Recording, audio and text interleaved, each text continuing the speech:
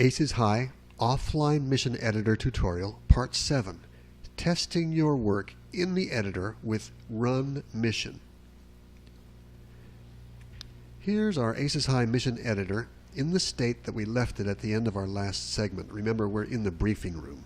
I'm done with that, so I want to exit the briefing room and return to the more common view that we've used in the other segments. I do that by clicking this checkbox to turn off the Run AH view. Click.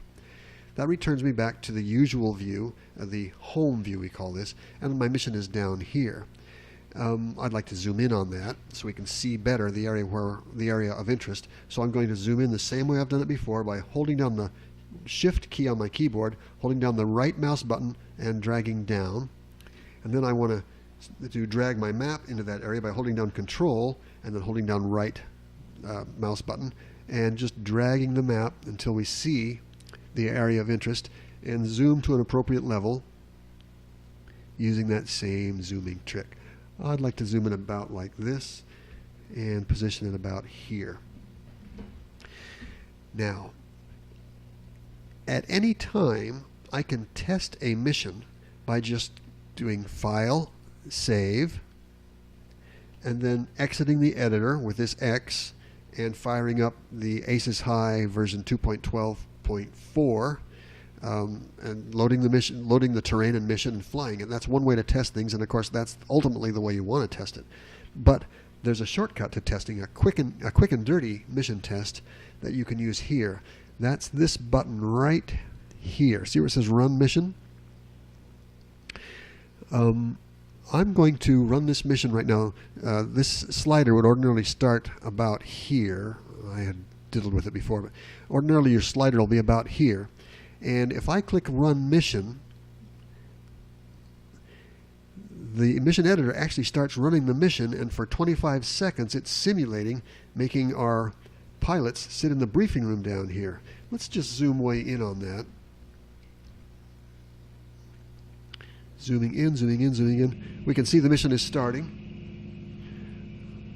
I can actually hear the motors of the airplanes. Here are the 4 P-51D Mustangs that we designed to go on the mission, and they're following along the waypoints that we set up in the mission. I'm going to zoom out a little bit. As I zoom out, we won't hear so much volume, such a loud noise. And we can see that the airplanes actually fly the mission. If I had a lot of patience, we could wait around while they fly the entire mission through each segment. However, at this speed, it's going to take a while. Let me show you how to make it go faster. Can you see this slider here? I can drag this slider along and make things go faster. However, I've had bad luck doing that while the mission is running. I'm going to stop the mission by clicking this checkbox and make things start over again. And now I'm going to drag this slider to the right, which will make it simulate faster and faster and faster. I like to have it about 2/3 to 3/4 of the way up. And as I say, I don't drag that slider while the mission is running. Maybe this is just me being extra fearful, but I've had it crash the mission editor before when you do this. Now, if I click Run Mission again, this time you'll see it go a lot faster, and our airplanes take off and quickly fly throughout the mission. You can see them. You can see the bad guys and the good guys flying their mission segments to completion. And if everything goes right, you'll actually see them come to the end and then stop. Whereupon I have to also remember to click this button to stop the mission again.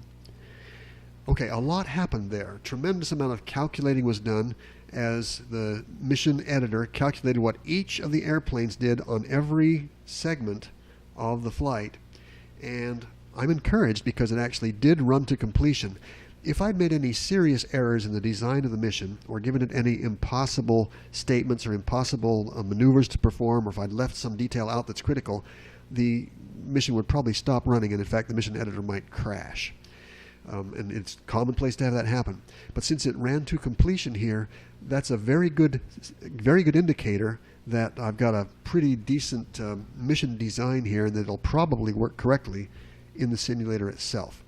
So that's called Run Mission. It's a good debugging tool. Let's do it again from this higher perspective. I'm just going to click Run. I've changed the view so we're a little bit higher up now, and you can kind of see the knights flying their circular combat air patrol and the bishops flying their waypoints. Notice there are a number of crosses that indicate things happening in positions.